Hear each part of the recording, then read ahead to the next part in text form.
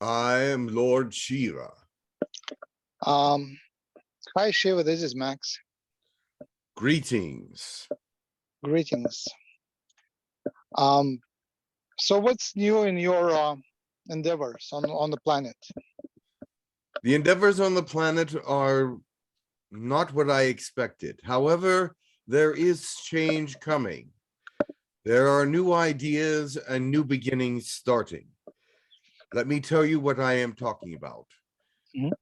The population out here, the ascended masters, as you call them, the greater spirits, the demagogues and gods, have decided that it is time for the earth to rise faster in the light. So they have brought forth a plan to increase human consciousness. But let me explain something first. The Atlanteans were given this opportunity as well. And so were 5 other generations before that, to rise into a higher element of being, to become more spiritual, to become greater than this earth, this physicality. But the Atlanteans also misused the opportunities that were given to them. So they failed, as well as all the other ones that we have tried to nourish in the past. It is very difficult for humans to give up their physicality, their desires, their wants, and their needs. They hold on to their fears. They hold on to all these things that matter not in this realm. And so it is difficult for us to get through and teach them what they need to know to rise. For they must deny themselves to a certain point before they are able to move forward. You understand that? Okay. Yes, I do. Very good. So this is an experiment in consciousness. You may have heard of it already. It is being taught.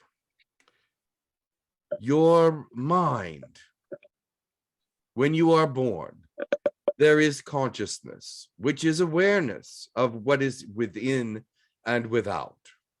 You are aware of this, right? Sure, absolutely. The consciousness has been there since birth, but you really didn't have much of a intelligence or an understanding of physicality or an understanding of spirituality or even an understanding of emotions. You did use your emotions as an infant, and you did use your physicality and your intellect, but it was not a conscious thing. It was instinctive. And as you grow, your consciousness develops so that it entangles itself with all these other things: the mind, body, soul, and spirit. The conscience is connected to all these things. Are you following me so far? Yeah, absolutely. Good. What it is that the consciousness can be exercised and brought into a stronger and more powerful way of use. I know that your people have embraced magic. Your people have embraced yoga. Your people have embraced many things that would enhance consciousness, but they have not actually exercised the consciousness itself. This is what I am going to teach whoever I speak to. I'm going to teach them about the way of consciousness. Many have heard this already, but I will teach it again. There is a vortex at the crown. The crown is the most powerful of all the chakras. Do you not agree? I'm not sure. I don't know. It is where you brought in life, where life was put in, and it is where life will go out through that crown chakra and the 5 chakras above it.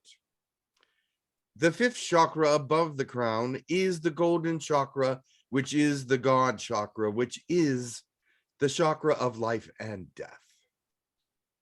So therefore, it feeds the crown with all these chakras that cannot be known or used quite yet. And the energy around the crown is very high and very overpowering if you would want to actually concentrate on it. So use that power of the crown. Feel it within you. Feel it above you. Some would say it's like a spinning tornado. That is how it was described to many. It is that chakra that is spinning and powerful, and it is moving counterclockwise, which means it's moving energy into the brain, into the thought processes, into all that is life. Do you understand? Yes. Good. I mean, this is very elementary, but I'm doing this for a reason, because others will listen to this and need to be very aware of all these things that I say, so others will know exactly what I am talking about.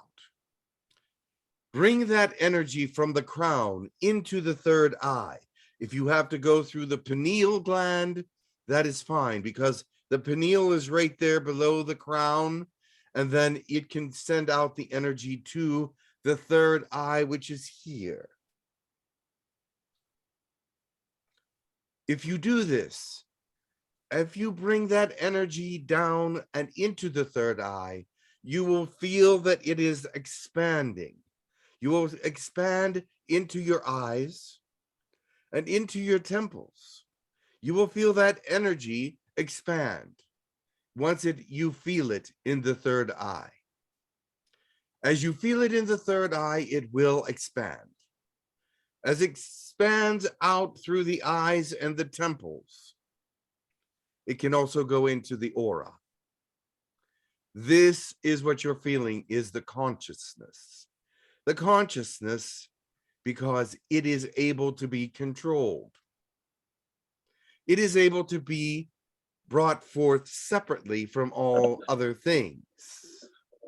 It is able to understand that it has abilities of its own. Do you understand? Yes. Very good. Now, there is other ways to bring forth the consciousness. Some may find it easier to bring the crown energy into the ears and feel the energy in their ears, because the ears are right there to the sides, and then bring it forward to the 3rd eye. Some may find that a little bit easier a method, but there are other ways as well. Some may find it easier to bring the crown energy into the brainstem and down the spine. But whatever technique that they use, they should be able to feel the energy moving. They should be able to define it as something moving, something that is there that was not noticed before, but now is able to be seen and felt. Well, not seen, at least not yet, but felt. And so my favorite way is to bring it into the 3rd eye from the crown and into the eyes and the temples, the temporal areas, and then move it out from there. Exercise the consciousness by doing this many times a day, bringing that energy out, bringing it down and out, bringing it down and out. You're exercising the muscle of the consciousness in this way. And as you are exercising the muscle of the consciousness, it becomes more powerful and more understood. You can also then become aware that the consciousness can move to the hands or the body or the solar plexus or the heart or anywhere that you choose to send it. But you must be able to feel it wherever you send it. You must be able to feel it wherever you send it. So if you're feeling that you know the consciousness is here and is coming out, and you want to send it somewhere, exercise it to go other places, be aware that it must be felt in those places that you send it. For if you do not feel it there, it is not there. That is why exercising it is important. It must be exercised so that it can be stronger. It can be used in many ways. Once you have become familiar with the consciousness and the way that it is used, it can be used outside of the body because the consciousness is an energy, just like the spirit is an energy, just like energy flows from one place to another. Do you understand? Yep. All right. So what happens when the consciousness is well exercised and can move to other places? It can reach the subconscious and it can reach the soul. But that will take time because it will need to be exercised and you will have to feel it within your body first. You will have to feel it within you before you can feel it without you.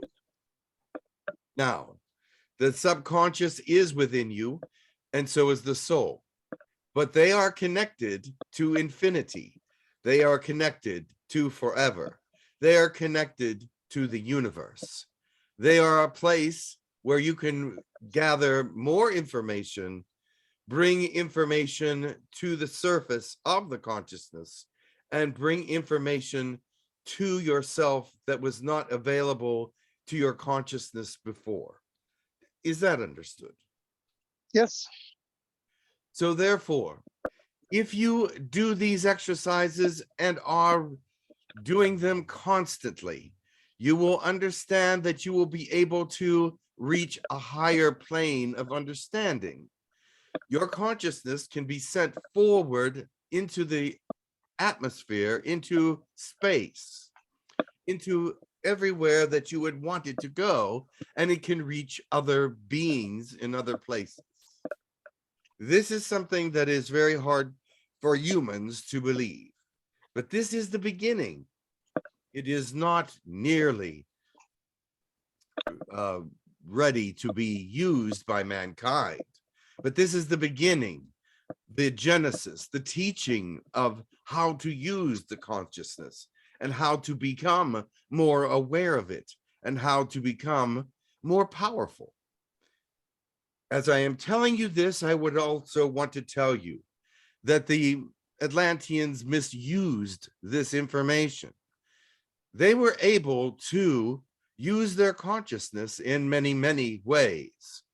They were able to reach out and do things with their consciousness, but they started to abuse it and become very selfish with it.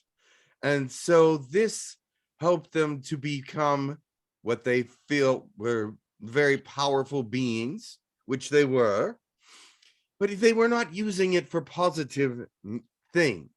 They were using it for their own benefit. And this is one of the reasons why they failed, is because they were using it to enhance their physicality. They were using it to enhance who they were as people, their popularity, their understandings, their emotions, and they were not using it to do positive things in their reality, help others. They were not using it to help with anything, but they were only using it to help themselves. And that is why they failed. And that is why they were removed from the planet. Is this understood? Yes, thanks. Are there any questions? Um, I once had a self-regression session, and the information came through that my main components of my makeup are three personalities. One is a griefer, the one who grieves. Another one is the controller, control freak, and another one is a panicker. And that seems to be very much true. Do you see any other personalities within my personality? Definitely. The thing is, these are the ones that are aware to you in this lifetime. These are the ones that are most apparent. But of course, there are many others. For the soul holds many things. It is not just those three things, but those things seem to be highlighted. Now, with you also is analytical thought processes. You're an analysis. You do a lot of analysis. You do a lot of thinking, a lot of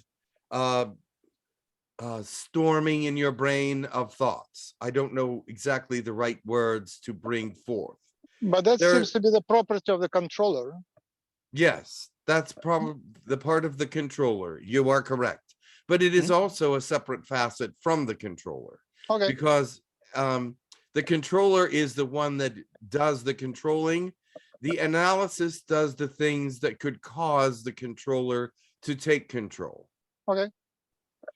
Also, you are very sexual in many ways. Your thought processes are doing a lot of sexual thoughts, even though they are not taken into the literal sense, they are still there.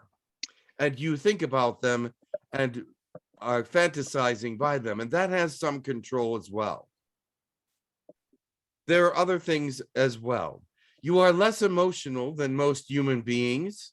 You do not find yourself in a high emotional state except for the ones that are highlighted. And you need to find yourself using those grief and panic modes less, because they are what causes you to fail in some ways. They bring negativity to you, and they hide and conceal some of the other emotions that should be stronger. You do have a great amount of compassion, but not a great deal of what you would call love. You have love for others, but not a passionate love at this point. You do have love for others, which comes through in your compassion, but it is not a love that is recognized as love. Does that make sense to you? That's a good observation. I don't know if I need to do anything about that. No, you don't. I'm just pointing it out. Right. Also, I'm just pointing out that you have great compassion, and your love is shown through that compassion, but not in many other ways.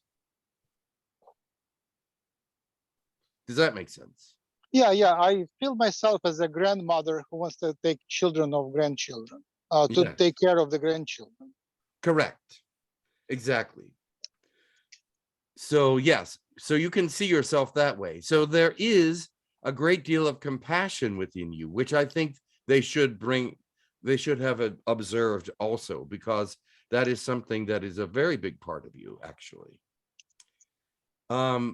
You may not see it as such, but you have shown it quite frequently. Also, you're gentle. You're a gentle person. You have gentle ways about you.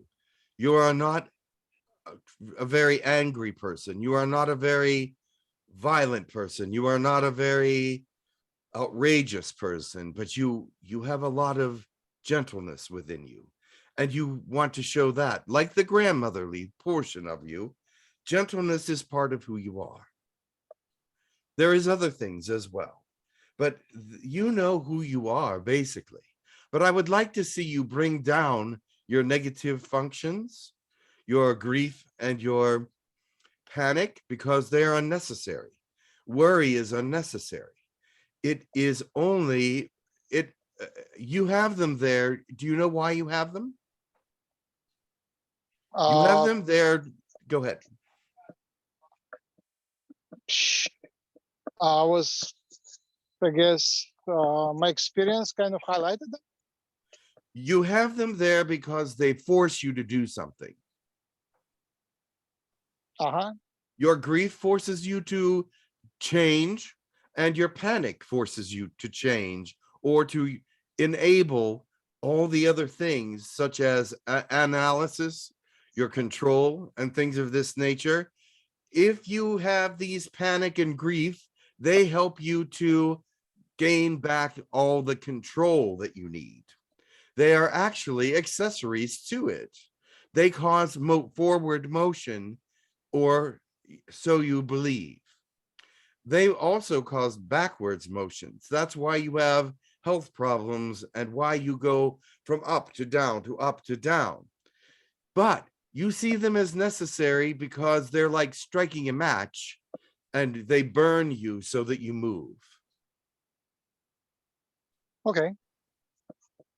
Speaking about that, so I feel like I'm from Brahma tribe, and I meet some people from Shiva tribe and some people from Vishnu tribe. Yes. Can you tell me more about your relationship to Brahma and to the properties of Vishnu tribe? We are all one in many senses. We share the sensibility of what God is all about. We are all the different personalities that he shows to mankind. He displays himself through us in different ways. I am war and control, and I am someone that would be seemingly more negative. However, I bring about positive change. I also see that Vishnu and Brahma, much more gentle, but very strong. Vishnu, according, the way I see Vishnu is that he's very strong in love and compassion and creativity, beauty, and he brings about change in his own way. We are all created differently to create a different kind of change within humanity. Does that make sense to you? And as Brahma is there to even things out, to bring about a passivity, a calmness, a gentleness of nature, to make people see through the depth of their perception what is real and true about God in his gentler nature, in his fabric, if you will. Does that make sense? So all these different personalities you have, even Luki has his, there are different personalities in the Hindu religions. We all come as gods and demigods to the human race so that they understand all the different facets of God and all his different ways and personalities, all his different factions. This is why there are so many Hindu gods, is because he has so many factions, and there are minor and major ones. So I am a major one. So I show that through what I can do, I can bring about great changes through how I interact and through what I do. And even though some of my actions may not seem good, they bring about good. Can you tell me about the fall of the Kazarian kingdom? What specifically do you want to know about that? Ashkenazi Jews, like the German-looking Jews, appeared in Europe in large numbers in the Columbus times, and it looks like they came from Khazaria when it was destroyed. So, do you know any more about that? it was a time of needed transition, but there was a war there. It was a time of destruction, and they needed to leave. They needed to find more refuge. There was all kinds of things happening in that area, and also in the north. North of that, they were also coming down into Germany. And it was that there was a war, there was a battle. Many battles were fought there, and the earth was scorched. And many of the things that they were doing, which was growing crops and all these kinds of things, were destroyed. And they could not fix it because the war continued. So they brought forth what they had and traveled to find another place where there was no war going on. Thanks. Was there any magic involved in that? Yes, there was. Well, yes, there was magic and there was treachery. There was different. There were alien beings involved even. But it is a story that is lost to your history, but it is still imprinted in ours. Which aliens? The Orions. Uh-huh. The, On which side were they? the Orions that were more reptilian. Were they on the side of Muslims or Jews? They were on the side, well, I don't know if they took a side for religion, but they took a side for against a certain group that was on the earth for many thousands of years, that were trying to extinguish reptilians from all parts of the earthly areas. And so they took revenge against them. So what's the name of this group? They have an alien name because they were not of human nature. But they were not humans, no. What's the alien name? The alien name was what is it now? Oh, yes. The Ben-Gurion.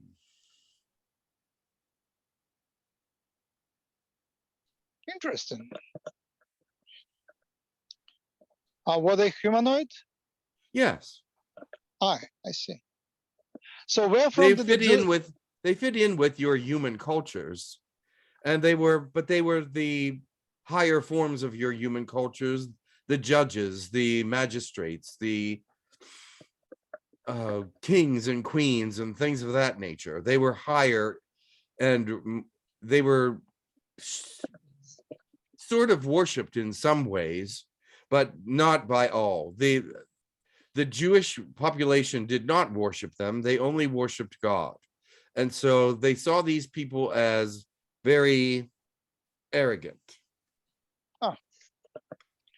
So where from did the Jews come to the planet? The Jews came from Sirius. Uh-huh. Sirius B. Uh-huh. Is there still a population of Jews in Sirius B? Yes. What's the name of it? The Jews in Sirius B are called Lalenda. Lalenda? Yeah.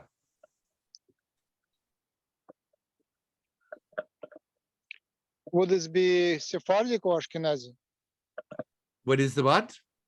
Would this be Sephardic Jews or Ashkenazi Jews? Basically, Nordic or Southern? Nordic. Uh-huh. Lalenda. That is so cool. Thank you very much. That's a nice trail which I would like to explore. Yes. The Lalenda are very good people. They are very determined. They are very genuine. They are very thoughtful, peaceful. they are wise, and they are very determined to bring peace to different places. They travel in the universe. Amazing. Amazing. Maybe I'll find some roots there. Yes, they have many names. When they visit different peoples, they have different names. Uh-huh. So what's happening in Russia? Is there like a hidden story behind the war? The story behind the war in Russia is that the president feels very trapped, and he does not know what to do about this. So he is doing all kinds of trickery to make sure that he wins, because he cannot lose. He is someone who cannot accept failure and believes that his death would be inevitable if he does accept failure or any kind of retreat or any type of weakness. He cannot show to anyone. And if he does do this, then all is lost and he will be destroyed. I'm not that much interested in personality of the president, more like in hidden magic paths. Oh, yeah, there are hidden magic facts, yes. And they are that the people now are understanding that there is much more going on than what they thought. They originally were believing everything that was told to them, but they have seen some of the magic. They have seen some of the information that they were not supposed to see, and they are now reacting in a different way than they did before. Some of this magic and information was actually not supposed to come to their understanding or even to their knowledge, but it has done so. And so as it has happened, they are spreading the word that they believe that there is something wrong going on, and they do not exactly understand it. Are you talking about the surrounding of Putin, like the leadership, or just the masses? The masses. The masses. So it looks like there is an old karma attached to that conflict between Moscow kingdom and Ukrainian Kiev kingdom. These were the two kingdoms long time ago. Yes, there is. So plus there is other things happening. There is a mothership that is in the Ukraine on the northern coast that has become activated. And the reason it is activated is because it will defend itself against any bombing. No one can get near it, really. And it is a place where it has not been captured because the energy around it is strong. Everyone is aware of this energy, and everyone is aware of this area, but it is not spoken about. Is it Black Sea around Odessa? Yes. It's like the southern coast of Ukraine and the northern coast of the Black Sea, I guess. Okay, what was the old story? What was happening millennia ago with these two kingdoms? Why are they fighting? They're fighting now. Well, Ukraine had freed themselves from Russia, but Russia never felt that they should have done so. They always felt betrayed by them. And so that is why the fighting goes on, is because they felt betrayed by Ukrainians becoming liberated from them and denouncing them in some senses. They felt that this was unnecessary and that they should have stayed as one solid state. The first Russia was called Kiev Russia, for the capital of Ukraine called Kiev. Kiev, so, right. Yes. So Kiev was the first capital of Russia, and then Muscovites took control of over Russia by making a friendship and alliance with East Southern Mongolians and Yes, Turks around that area. of course. The Turks are So, still loyal. so was there like an older story, um, older kind of Atlantean story in this area where that conflict started and attached to the ground, to the I place? don't think that there's an Atlantean story, although Atlantis knew about the entire world, of course, and were able to get to all different places in your world, including Ukraine, Russia, China, Japan, etc. Even though it was in the Atlantic Ocean, it was able to stretch out over the entire world and also knew about North America, etc. But their influence on this area was not that great because the people were a little bit more barbaric, a little bit more protective of their areas. They did not make great inroads, but they did do trading with them on some levels. But they had to be very careful because any of their, if they did not follow the rules and regulations of Russia at that time, they would be sent out, or they could even be killed. So there was many strict rules because they were very suspicious of outsiders. And of course, the Atlanteans did not look exactly like the Ukrainians or Russians, and so there was great suspicion against them. And even though they were friendly and kind, and they did bring magic to the area in a greater sense, with some of them secretly, they still were considered strangers. They were still considered aliens. They were still considered outsiders, foreigners, and they did not like foreigners. So the Atlanteans lived about 70,000 years ago there. And for And many I mean, thousands of years, yes. Their so at reign that was, time, they lived about, they were in the Atlantic Ocean for about 60,000 years. right. So at that time, the humans, I don't think they were prominent at all. So who were the people who lived in the Russian Ukrainian territory? Were they humans or some other species? In the Russian territories? Yeah, They, 70,000 years ago. yes, there were some aliens in there. Yes, I told you about them earlier. So they were like human-looking aliens? Yes, and they were more of the aristocratic group, more of the hierarchy. And how about the Aryans? There was a migration of Aryans from the north, I think from Scandinavia to India. Yes. Was it at that time or later? It was a little later. That was a little later. I'm just observing some mysterious influences which seem to be bound to the ground, to the planet. Basically, yes. Some mysterious karma is attached to the ground. So people change, but the stories are repeated. Yes, on the ground based on this karma. So I'm trying to figure the cause of this karma. What was the story that charged Moscow and Kiev to create this pattern?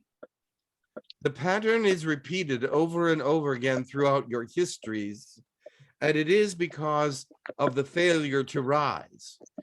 Each of the attempts to cause your people to rise was thwarted or failed.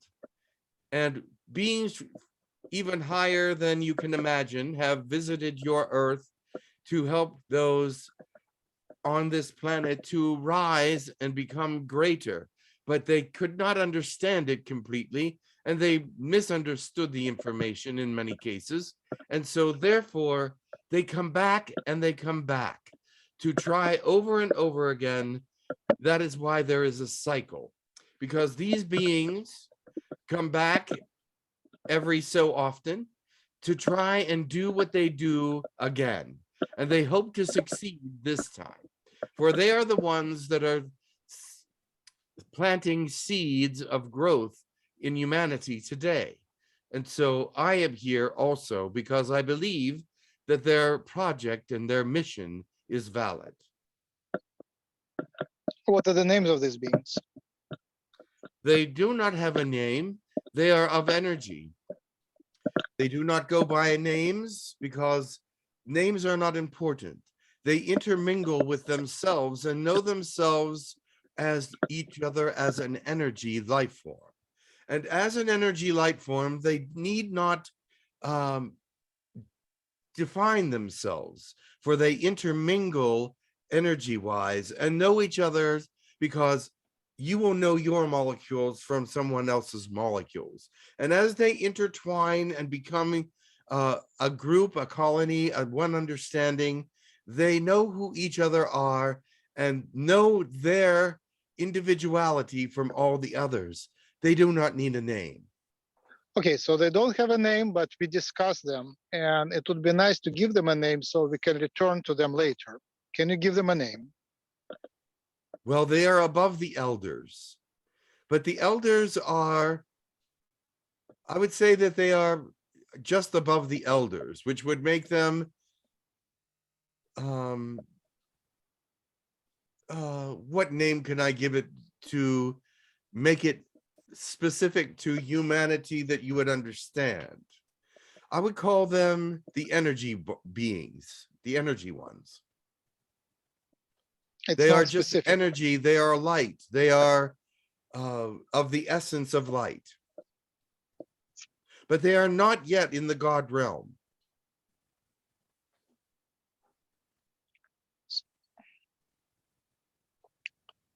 Okay, I guess it's not in your specialty to give names. I need a unique identifier. So All right. far, Do you want to give them a name? That way you will remember it. And you will be able to locate them by it. okay, grand elders. The grand elders, that's fine. Okay. Because there is a group of elders. The elders are a spiritual group of the greatest spiritual beings in the universe from many different cultures and species.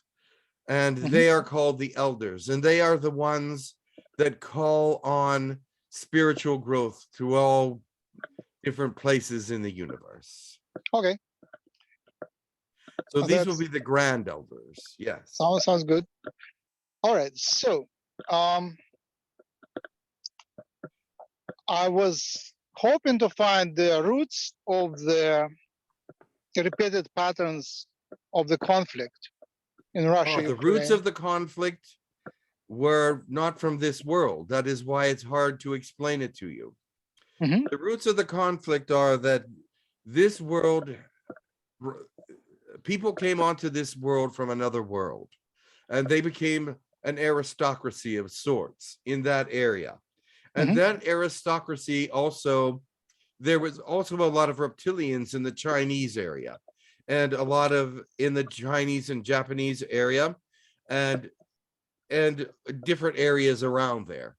And so as those reptilians came into Ukraine and Russia, or Russia as it was known then, they had a conflict because they both had very strong ideas of how things should be run. They had very strong ideas about how things were. They have different belief systems and different understandings. So eventually it caused a war between them because neither one of them would relent. And so the battle became airborne. They started attacking from the sky.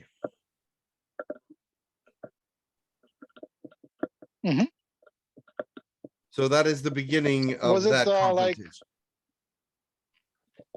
What? Was it like 100,000 years ago? What's the Was it 100,000 years ago? What was the time period?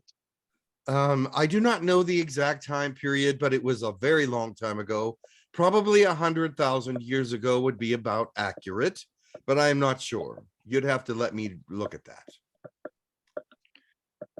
All right, so this conflict happened that far when the humans weren't humans yet. They were Um, not exactly. So to resolve this conflict, what is a possible resolution of the conflict? How would the best possible realistic scenario look like? Well, drawing peace between them, of course, because now the reptilians are more on the Russian side, and the aristocratic kind of beings are more on the Ukrainian side. They are still at war with one another in thoughts, but they do. This is the first time they have taken action in many thousands of years. Right. What were the names of the tribes or kingdoms which fought long time ago? Let's see.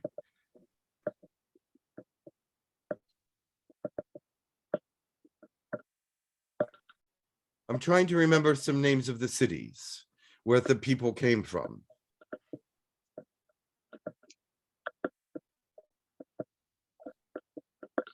It is hard because those cities are lost to history, and I was not really interested in them at the time, but I believe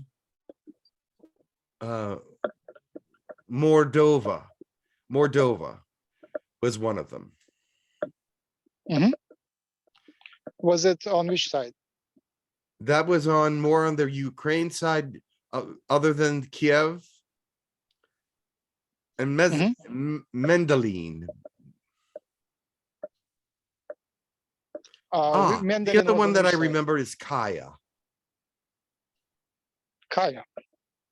Kaya. So on which side was Mendelin and Kaya? Yes, Chiah, Kaya. Okay, and on which side was it? That was on the Russian side.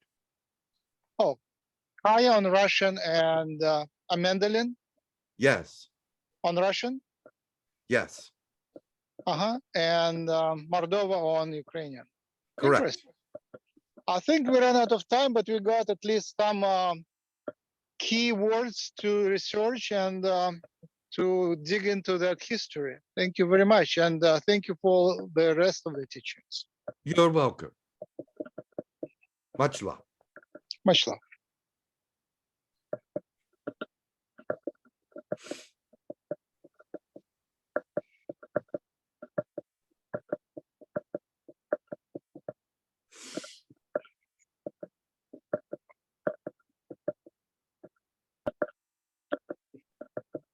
Hello? Hey, Jim, that was a very cool session.